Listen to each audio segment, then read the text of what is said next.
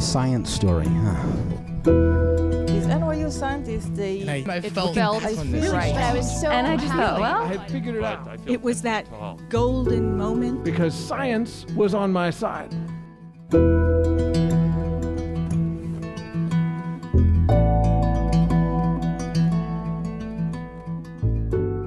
Hello, everyone, and welcome to The Story Collider, where we present true personal stories about science. I am your host, Liz Neely, and this week we're presenting stories about scientists in love. I admit I am such a sucker for these stories, and this is such a fun episode. Passion? Oh, we've got it. Emotions? All the emotions. We have scientists experiencing strong feelings, analyzing those feelings in great detail, and then talking about them. It is Story Collider at its very best. So let's get into it. Our first story today is from Saurin Choksi. It was recorded in March 2020 at Le Poisson Rouge in New York City. The theme of that night was brains, brains, brains.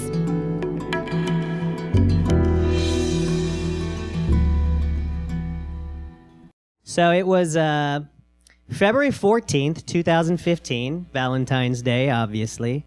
And I was a little nervous. I was a little anxious. I went to go knock on her door.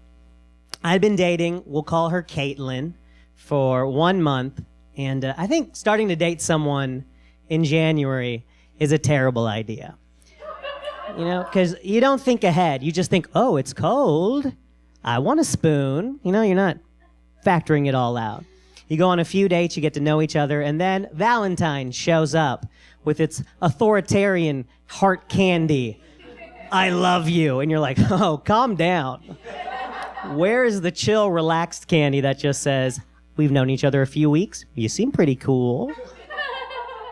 When I met Caitlin, she was writing her dissertation, Brainwaves, A Cultural History. Oscillations in neuroscience, technology, telepathy, and transcendence. Clearly, she was way, way, way smarter than me, you know? You ever try to read something and you just can't? I mean, your brain's like, I can't do this. Like, you see the words, but your brain's like, no. And Caitlin was very smart. She had an undergrad degree in neuroscience, a master's in journalism, Ph.D. from Columbia University. She was going to have 5 degrees, you guys. I just had 2 DUIs. So I knew I was outclassed. But sometimes I'd be like, hey, I'm smart too, right? And she'd say, sure, buddy. Sure you are. We used to talk on the phone a lot, and Caitlin would tell me about the history of science or how neurons worked, you know, sexy talk. And what really got my synapses sizzling was when we would chat about consciousness. So one of my favorite thoughts Caitlin put into my head was, you can never actually know someone else's subjective internal experience. Right? Oh, wow, what fun, right? Oh, some people got off on it like I did, you know? And isn't that wild? Like, you can't actually know someone else's mind. So when you first start dating someone, you're already worrying, does she like me? What is she thinking? Why didn't she put a smiley emoji on the end of that text? But now I was also wondering, is her experience of the color blue the same as my experience of the color blue? You can't know, you know? You can't even know if other people are actually conscious. You know? Like you all. I don't know. Maybe you're just empty shells with convincing exterior facades. But in here, nothing. You know? Just a bunch of zombies. Story Collider listening zombies. Like you're smiling and laughing, but maybe there's nothing going on. I can't know. Like, I don't know, ma'am, are you a zombie? Are you conscious? Exactly what a zombie might say. You can't know. And I would have conversations like this with Caitlin. I'd be like, are you a zombie? And she would say, no, I'm conscious, 100%. Are you conscious? And I'd be like, I don't know. And she would say, that's troubling. It's, I guess, not good when the woman you're dating has to perform a Turing test on you and you fail over and over. So I had all this stuff going on my head, you know, on Valentine's. Valentine's, the pressure from the date, the color blue, am I a zombie? But I was like excited for it. I was trying real hard. I had a button-down jacket combo on. I had Timberlands on for that extra inch of height. I brought flowers, and I knocked on the door. Caitlin opened it, and I saw for the big night, she was dressed amazingly casual, sweatpants, sweatshirt, full body sweats, unemployed gym teacher vibes. I guess that's like the Ph.D. student dress code. And she saw what I was wearing. She was like, oh, you wanted to like do all that. And then I realized, like, oh, man, robo-science girl isn't like me. She's not worried about a Hallmark holiday. She just wanted to hang out. But she still threw on a black dress, and she brushed her hair out. She put my flowers in old Tupperware from Chinese takeout. I remember looking at it being like, oh, there sits my romantic gesture where wonton soup once made its home. And, we go together to get dinner, and as we eat mediocre saag paneer, Caitlin starts telling me that she's not really into dressing up, and unless it's for new sneakers, she doesn't like shopping. And my brain was like, what?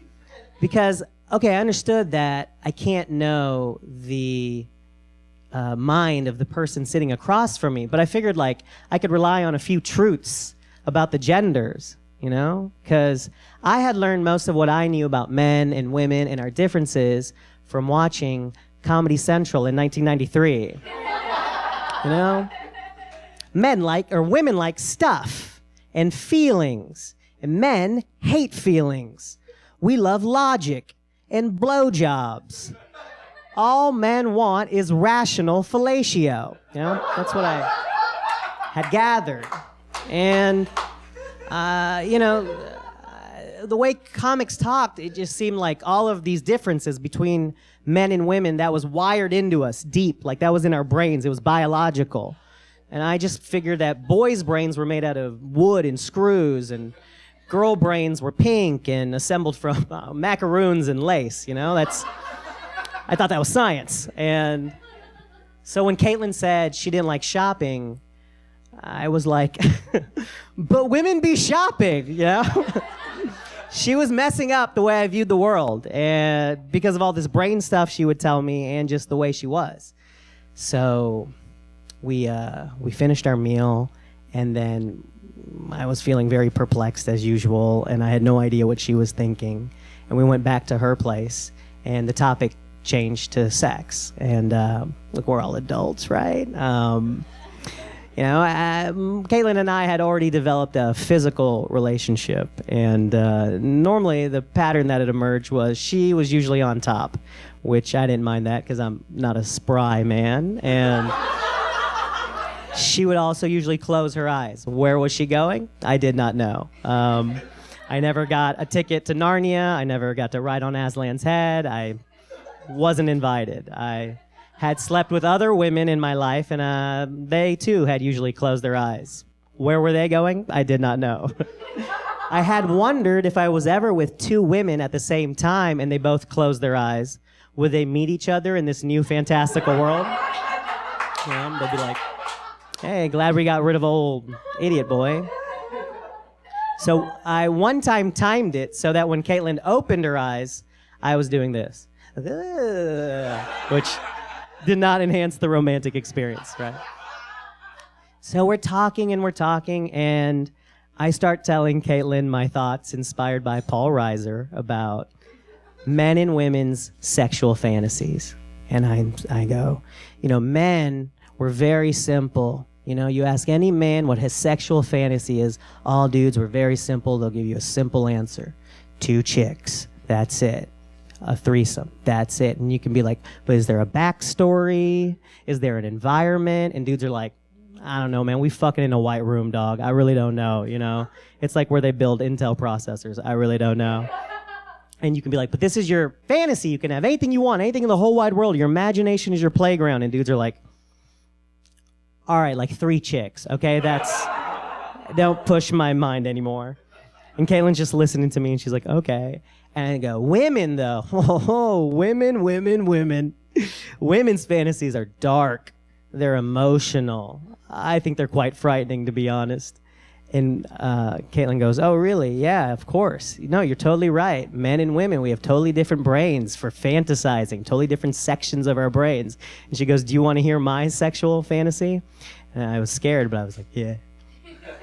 And Caitlin goes, it was Salem, Massachusetts, 1698. Shut up. The townspeople have accused me of being a witch and an adulteress. Both accusations are true. Shut up. I've been tied to a cross in the middle of the town square. The local blacksmith shouts, Hawk, light a fire! The flames are beginning to grow. The smoke is billowing in the air. From afar, I see a lone woodsman begin to approach. He only has one arm. Shut up. It doesn't matter why. It doesn't matter. He lost it in a windmill accident. Shut up. The flames are growing higher and higher. I begin to feel a heat, not from the fire, but from within my own loins. Shut up. Now the woodsman is so close. He begins to caress my body with his one stubby elbow. I was like, oh no. What happens next? And Caitlin just goes, I don't know. By then I usually open my eyes and there you are going. So she was just messing with me, you know? She was like, dude, that's how you think our brains work? You think like all men fantasize one way and all women fantasize one way? That's what you really think? She was like, do you want to know my real sexual fantasy? And I was afraid. But I said yes. And she just goes, 3 dudes, motherfucker! So I just want to thank Dr. Caitlin Schur for helping me write that story. All the best jokes were hers, and also for marrying me despite my very bad brain. Thank you guys so much.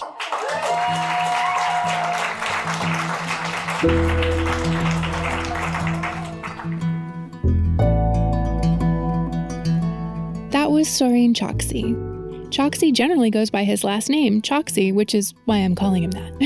He is a comedian in New York City. He recently wrote on the staff for the Facebook and Refinery 29 talk show After Party. He's also worked at Comedy Central Digital and is the past winner of the Boston Comedy Festival.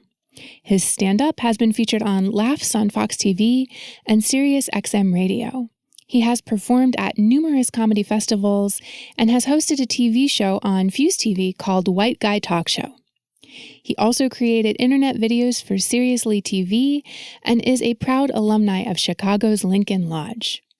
Choksi produces and hosts 2 acclaimed live stand-up showcases in Brooklyn, Comedians You Should Know NYC and Brown Privilege Comedy.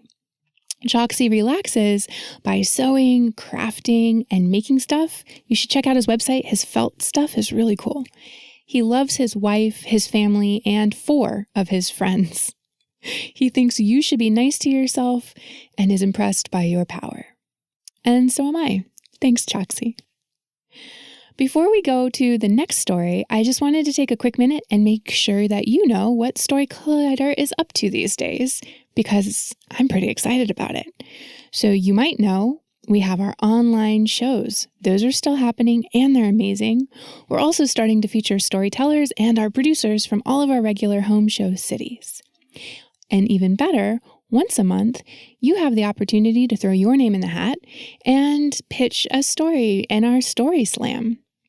You can check out our website at storycollider.org/shows for the schedule. We'll see you online. And that's not the only thing that we're doing online these days either. I am so pleased with the way that we have taken apart all of our intensive training to help scientists and other people figure out how to tell personal stories about science. We took the workshops that used to be offered in person from half-day up to 3-day-long intensives. We've broken it all down and built it again stronger and better for online delivery. So now you can commission a Story Collider workshop for your lab, your department, your organization, or for the first time ever, you personally can sign up as an individual. Our next cohort starts August 10th, and I will be leading that training. I would love to have you join us. You can find out more at storycollider.org/workshops. Okay, let's get back to it though. What's the best way to learn a new language? Immersion. But sometimes that's not in the cards. But you can still learn a language the second best way, and that's with Babbel. Now, I might only be 1 week into learning German with Babbel, but I'm so excited to start being able to speak German with my mom. With Babbel, you can learn everything you need to have real-world conversations, and all it takes is just 10 minutes a day. One study found that using Babbel for 15 hours is equivalent to a full semester at college, which is bonkers. But Babbel is conversation-based learning with science-backed cognitive tools like spaced repetition and interactive lessons created by real language teachers and voiced by real native speakers. So here's a special limited-time deal for our listeners. Right now, get up to 60% off your Babbel subscription, but only for our listeners at babbel.com/story. Get up to 60% off at babbel.com/story. Spelled BABBEL.com/story. Rules and restrictions may apply. Our next story today about love is from Wendy Suzuki. It was recorded in February 2020 at Union Hall in Brooklyn, New York. The theme of the show that night was the science of sex and love.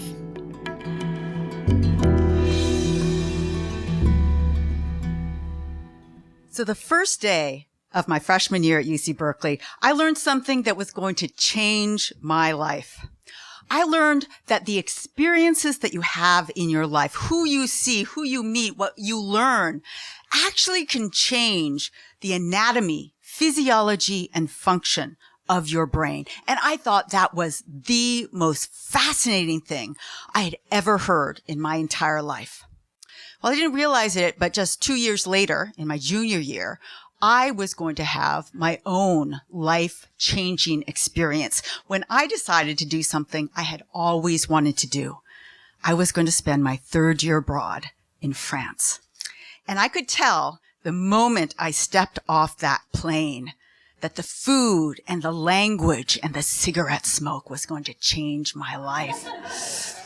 You have to remember, in 1985, nobody spoke English in France. So I was completely immersed. And as part of this year adventure, I wanted music to be part of it. I was playing a lot of piano at that point. And I asked that the home that I stayed in for that year have a piano. And so one afternoon, Madame Merle asked me to be home at 3 p.m. because she had asked the piano tuner to come and tune the piano that was in my bedroom. I had recently arrived. And so I was sitting there on the second floor waiting for the white-haired old grand-père to walk up the stairs and tune my piano. When to my surprise, a hot young French guy named Francois with wavy brown hair walked up the stairs to tune my piano. And that was the day I learned how to flirt in French for the very first time. It was like a very snap learning. And I did really well because we became boyfriend-girlfriend soon after that. So I spent the rest of the year with Francois, a piano tuner / musician / wine enthusiast. And I just soaked up everything about that year. For example, Francois and I would sneak into the biggest piano store in Bordeaux. He worked there, so he had the keys at night.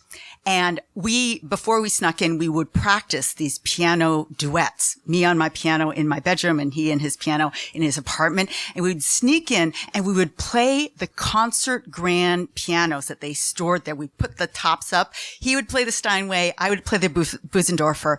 And I would just imagine, and not imagine, these were the pianos that the great solo piano artists like Maurizio Pollini or Michiko Uchida, they played on these pianos, and even our mistakes sounded beautiful.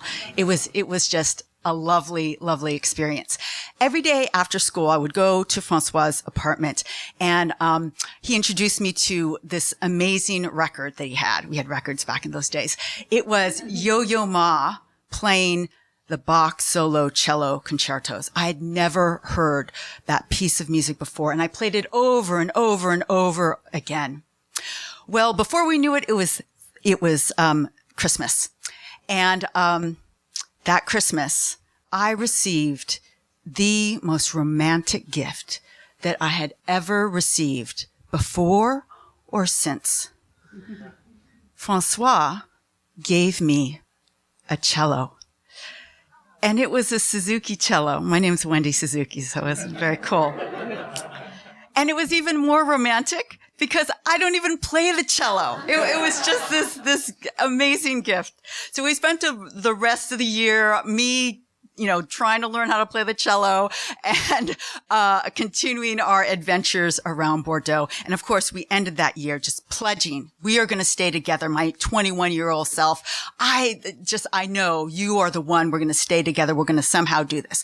But before we did that, I had to go back and finish my senior year at UC Berkeley. So I went back and things changed. Things changed because I got back into my academic life, and I knew I wanted to go to graduate school. I knew I wanted to go to study the brain. And I got into a great graduate school. And somewhere in there, I realized that Francois didn't speak English at all. And he was a piano tuner who didn't speak English. And that would be hard because I was going to be going to graduate school. So I decided I was going to break up with him. And so I called him one day, and I still remember where I was sitting in my little studio apartment in Berkeley. And it was clear in my mind. I was just going to explain it to him. And I started explaining it to him, and it didn't go well. He kept saying, "You promised. You promised." And he was absolutely right. I did promise, and I broke my promise. And he got really mad. And then I got really mad. And he got even madder, and I got mad back at him. And you know those old telephones? We both took the telephone and we slammed it down. That's the best thing about the old telephones. You could really slam it down. And I slammed it down. But I felt awful because he was right. I had promised, and I broke my promise, and I did a terrible job at breaking up with him. He was my first love, and I never broke up with anybody before. And I didn't know how to fix it. So I just moved forward. Fast forward 30 years, went through all my education, ended up in New York City in the middle of a bad breakup. It was really bad. I needed something to lift me up. And luckily, I have a friend, Inessa. She is a feng shui expert. She's actually a post-breakup feng shui expert. And she was going to be in town. This is true. She was going to be in town for just a day. She lives in Florida. So I said, "Please, Ines, I need you to come over and help me." So she came to my apartment bearing burning sage and beautiful Balinese bells and prayer flags. And she did this wonderful ceremony. But the part I love the best is when we started going around the apartment and we started looking for things that came from old boyfriends. And we had a box. And she would say, "Do you want to keep this?" Came from an old boyfriend. And I would look at it and I'd say, "Put it in the box." And every item I put in that box, I could feel the energy shift in my apartment. I was feeling great. We only had one more room to go. It was the bedroom. So we went into the bedroom and I flung open my walk-in closet. And I saw it. Way in the back of the closet, looking like a lonely soldier, all alone, was my cello. And the closet, as you know, is not very big. So Inessa saw this big old thing, and she said, "What's that?" And I wasn't prepared, and I started talking really fast, and my voice got really high, and I was trying to explain that this also came from boyfriend, and I suddenly started to cry. And she calmed me down, and she said, "So what do you want to do?" And I had a snap decision. I hadn't played that cello in at least 10 years. And I said, "I want to donate the cello to celloless children that need a cello." And she said, "I think that's a great idea." And so we finished up the feng shui ceremony. I was feeling so light and airy. I had a plan, and she left and felt really good. Immediately, a friend of mine said, actually, my daughter plays the cello. Let me take it and have it evaluated to see whether maybe I might buy it from you. So he took it, and that's when I learned the bad news. The cello had a really bad crack in it, right in the middle of the soundboard, because it had been sitting in the back of my closet for so long. But then another friend said, no worries. I know the best cello crack repairman in New York City. And I know a bunch of celloless kids that need cellos donated to them. So this was fantastic. And then something happened that usually doesn't happen. I don't know if you can tell, but I have a type A personality. And when I have a plan of action, I like to execute. I like to check those things off of my checklist. And so I had a big plan. For some reason, I couldn't get it done. I knew exactly where I needed to go. Couldn't do it. Till one day I realized I didn't want to give my cello to a celloless child. I wanted to keep that cello. I wanted to take the lessons. But I couldn't even do that because of that terrible breakup 30 years ago. So I decided I needed to call Francois. I needed to fix this. But I hadn't talked to him in 30 years since I slammed that phone down. But I went to my computer and I went to Google. And I Googled piano tuners in Bordeaux. And there was nothing that came up. And then I clicked images. 5th row down. Francois. He looked good. He looked older, but he was looking really good. And there was a telephone number from a studio in Bordeaux that he worked at. So the next morning, I woke up at 5:30 a.m. You know, they're 6 hours ahead, and I wanted to call in the morning. 5:30 a.m., called the number, and I said, can I speak to Francois in my broken French? And, of course, the French guy says, what? And he said, does Francois work there? And he says, no. And I said, do you know him? And he says, yes, he comes in to work only when I need piano tuning. So he did know Francois. And so I explained I was an old friend from the United States and I was looking for his cell phone number. And he said, oh, well, I'm not at work. Call me back in 30 minutes. So I said, fine. Hung up the phone, went back to sleep for 30 minutes, woke up at 6 a.m., called him. True to his word, he gave me Francois' cell phone number. In one Google and 2 phone calls, I had my old boyfriend's cell phone number. And before I got cold feet and asked myself, what are you going to say to this guy from 30 years ago? I dialed his number. On the 3rd ring, somebody answered. I said, Francois? He said, oui. I said, hi. It's your old friend from the United States, Wendy Suzuki. How are you? And he says, oh, I'm fine. How are you? And I said, well, you don't seem so surprised that I'm calling. He said, oh, my friend from the studio called me, and he said that an American woman was looking for me, and you're the only American woman that I know, so I thought it was probably you. So we both laughed, and we caught up on our families. But at some point, I paused and said, you know, Francois, the reason I'm calling today is that I realized that year that we spent together was life-changing for me. It was one of the best years of my entire life.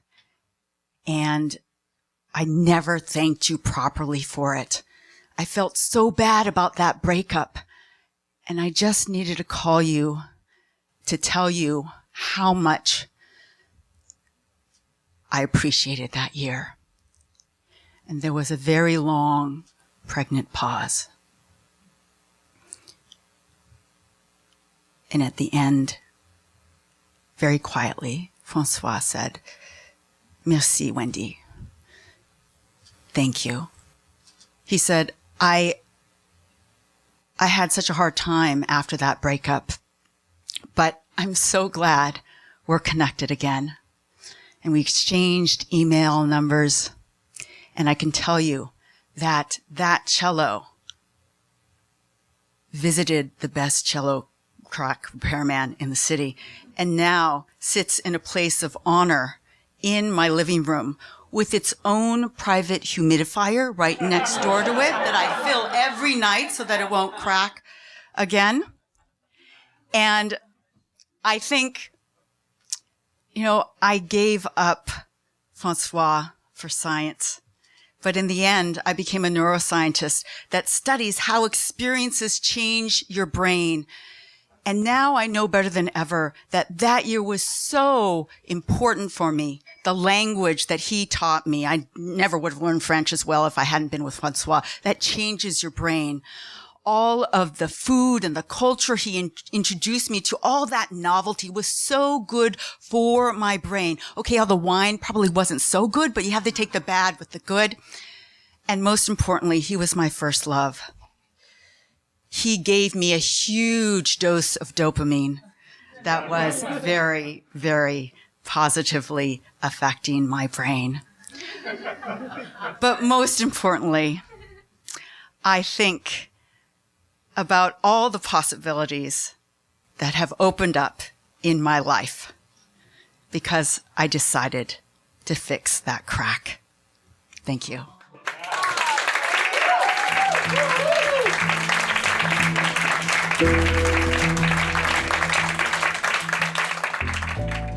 That was Dr. Wendy A. Suzuki.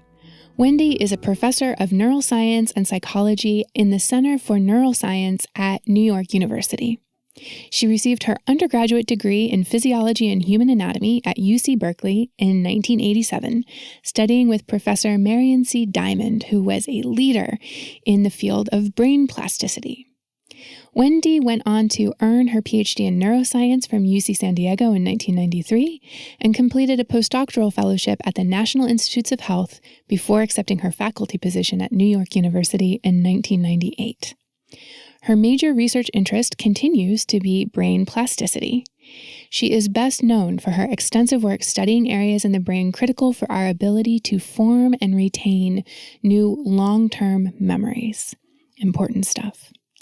More recently, her work has focused on understanding how aerobic exercise can be used to improve learning, memory, and higher cognitive abilities in humans. Wendy is passionate about teaching, about exercise, and about supporting and mentoring up-and-coming students. We are so grateful to Wendy and Choksi for sharing their stories with us. The Story Collider is also grateful for the support of Science Sandbox, a Simons Foundation initiative dedicated to engaging everyone with the process of science. The Story Collider is led by me, Executive Director Liz Neely, and by Artistic Director Aaron Barker. We couldn't do any of this without our Deputy Director Nissa Greenberg, Operations Manager Lindsay Cooper, and the rest of our amazing team. The stories featured in today's podcast were from shows produced by Aaron Barker, Gastor Almonte, Zach Stovall, and Nissa Greenberg, our Powerhouse New York team. The podcast is produced by Senior Podcast Editor Jun Chen with help from Gwen Hogan. Our theme music is by Ghost. Special thanks to Union Hall and Le Poisson Rouge for hosting our shows. Special thanks to you, lovebirds, people out there. If you're in love, if you like love, if you're sick of it, if you're getting over heartbreak, we're thinking of you. Thanks for listening. Stay safe.